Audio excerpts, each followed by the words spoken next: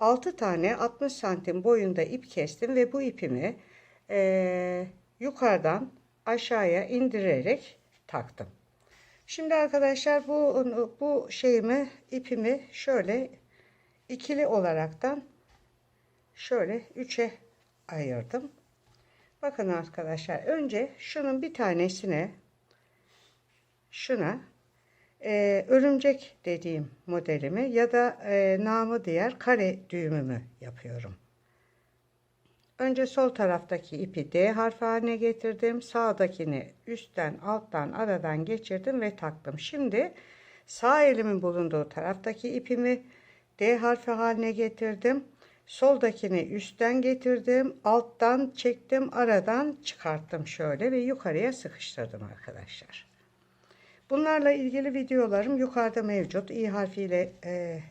İ harfi gözüken yere tıklarsanız oradaki düğüm tekniklerini de görebilirsiniz arkadaşlar.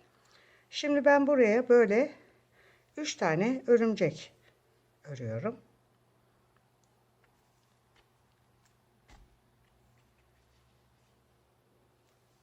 İkinciyi bitirdim. Şimdi üçüncüyü yapıyorum arkadaşlar.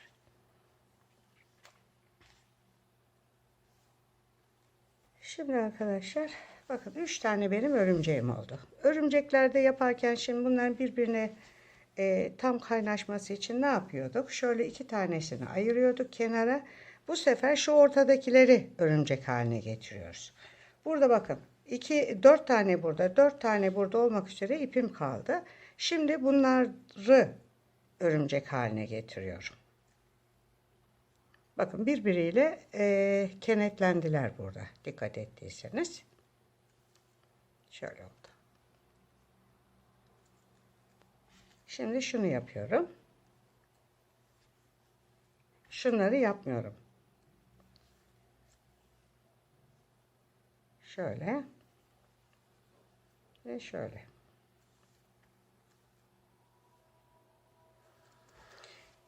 Bakın arkadaşlar, bir üçgen oluşmaya başladı. Şimdi şunun ikisini yapmamıştım. Bu sefer bundan sonraki şunları da yapmayacağım arkadaşlar. Şu ikisini de örmeyeceğim. Bu taraftan şu ikisini de örmeyeceğim. Sadece şuna örümcek yapıyorum.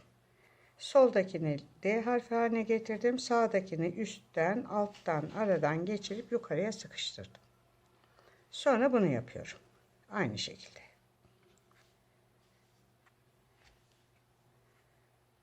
Şöyle. Bakın arkadaşlar, burada bir üçgenimiz oluştu. Bu sefer şöyle yapıyorum.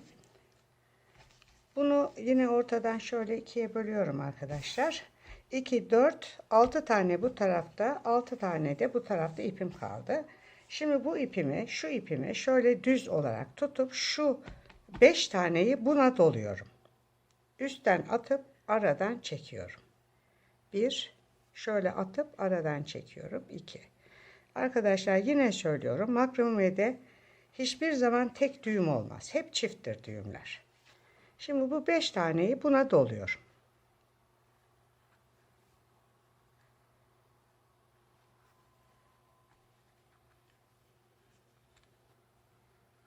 Şimdi bu bitti arkadaşlar. Bakın. 6 tane ipim burada kaldı. Şimdi ne yapacağım? Bu taraftakini yapacağım. Şunu. Şöyle alıyorum.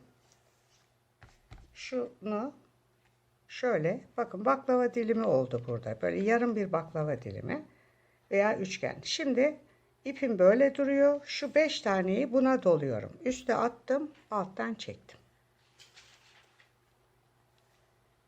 Şu kaldı. Üstten atıp alttan çekiyorum. Evet. Baykuşum için şöyle bir burun ayarladım. Bu iki ipe takıyorum. Taktım arkadaşlar. Şöyle. Ve sonra ipi şöyle ortadan ikiye ayırdık. Şöyle yarısı bu tarafta, yarısı bu tarafta. Şimdi arkadaşlar şu bir tanesini böyle V harfi şeklinde tutup şu 5 tanesini buna doluyorum. Üstten atıp alttan çekiyorum. Üstten atıp alttan çekiyorum. Şimdi ikinciyi aldım arkadaşlar. Üstten attım, alttan çektim. üstten attım, alttan çektim. Şöyle buradan 2 tanesini bıraktım. Üçüncüye göz olarak boncuğumu taktım. Yeşil gözlü bir baykuş olsun. Ve bunu yine şu düz ipime dolamaya devam ediyorum arkadaşlar. Bir, şöyle iki. Şöyle arkadaşlar. Şöyle bir. Tam şöyle. Şöyle iki. Ve şunu doluyoruz. Şöyle bir ve iki. Şunu düz tutuyorum arkadaşlar. Şöyle. Şu 5 tanesini buna doluyorum. Önce şunu üstten atıp alttan alıyorum. Üstten atıp alttan alıyorum. Sonra şunu alıyorum. Üstten atıp alttan alıyorum. Üstten atıp alttan alıyorum. Şimdi arkadaşlar şunun işi bitmişti. Şimdi ne yapıyorum? Şurada 2 tanesini bırakıp şuna yeşil boncuğumuzu takıyoruz arkadaşlar.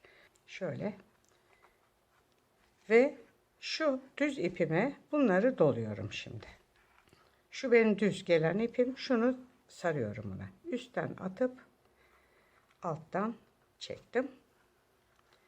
Üstten atıp alttan çektim. Şimdi şunu üstten atıp alttan çektim. Üstten atıp alttan çektim. Şimdi bunu yapıyoruz. Üstten atıp alttan çektim. Üstten atıp alttan çektim. Şimdi bu alt ayırdım. Şu taraftakini şöyle tutup şöyle bir 45 derecelik açı haline getirip buraya şimdi şu 5 tanemi doluyorum arkadaşlar. Hayvanın artık gövdesini yapıyoruz. Şu bir doladım. Şimdi ikinciyi doluyorum.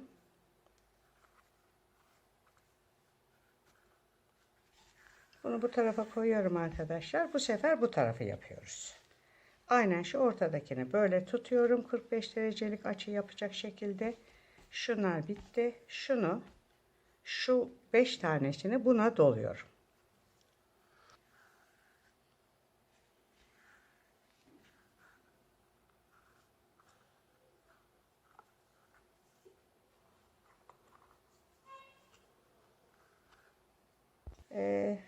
Hayvanın gövdesinin yuvarlak hatlarını oluşturana kadar aynı işi yapacağız. Yine aynen artık 45-30 derece açısı yapıp bunları birbirine dolayacağız arkadaşlar. Şöyle.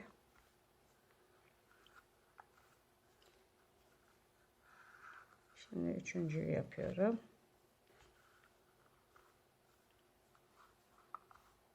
Evet. Şimdi bu da bitti. Şimdi şuraya geldik arkadaşlar. Bunu yapacağız bu sefer.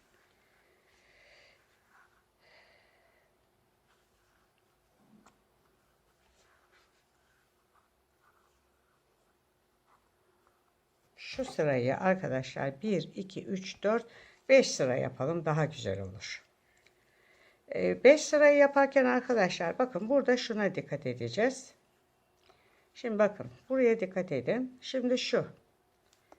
Birincisini üstten attım.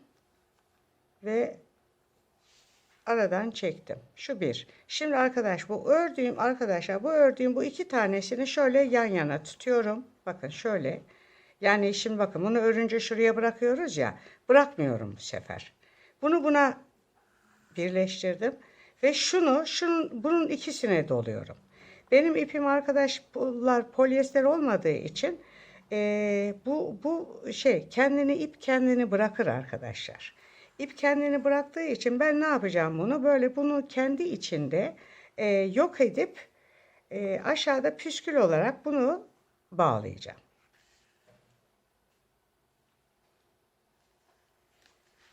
Şimdi arkadaşlar bunun sonuna ben bir tane örümcek yapacağım için şunun üçünü şöyle dördünü aldım. Bu sefer arkadaşlar şimdi bakın 2 burada kalacak, 2 bu tarafta kalacak. Arasını düzelteceğim. Şimdi şunu da şöyle aynen aldım. Toparladım arkadaşlar. Farkında mısınız? Burada şöyle bir şeyim oldu. Kaldı. 2 tane. Aynen burayı da aynı şekilde yapıyorum arkadaşlar. Şimdi şunu düz olarak aldım. Şunları buna doluyorum. Şöyle bir doladım. Şöyle iki doladım. Bunu doladıktan sonra şöyle ikisini tuttum. Bu sefer bu ikisinin üstüne şunu doluyorum. Ondan sonraki gelen ipi. Bu sefer ne oldu? Üçünü bir arada tutup şu ipi, hemen sonraki gelen ipi buna doluyorum. Şuna. Üstten atıp alttan çekiyorum. Üstten atıp alttan çekiyorum. Şimdi burada 2 tane kaldı. Ne yapıyoruz? Yine bunu böyle hepsini bir tuttum ve şunu buna ne yaptım? Doladım. Şöyle. Bakın arkadaşlar. Şimdi bunu böyle birleştireceğiz. Şöyle. Şu 2 tanesini alırım. Şunlar ortada kalır. Şu 2 tanesi. Şuradan şu 2 tanesini alırım. Bakın şöyle. Şunlar ortada kalır. Ve bunları örümcek yaparım. İkisini birden. Şöyle.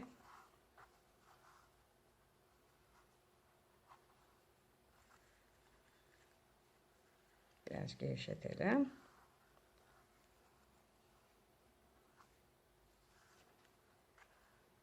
Evet.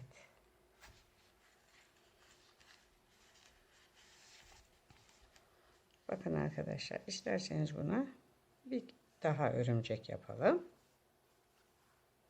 Ve 60 santimlik ipim bile arkadaşlar, buna farkındaysanız uzun geldi. Bunu 60 santim değil de 55 santim falan da kesebilirsiniz rahatlıkla. Bakın. Şimdi şu kısımlarına ister boncuk yapın, isterseniz tarakla tarayarak düzeltebiliriz. Şimdi arkadaşlar kestim. Şimdi bunu şöyle ince bir tarakla tarayacağız arkadaşlar. Böyle püskülü açalım iplerini. Baykuş anahtarlıkla ilgili videom da burada sona erdi. Kanalıma abone olmayı, videomu beğenmeyi unutmazsanız mutlu olurum. Bakın buyurun, burada gördüğünüz gibi.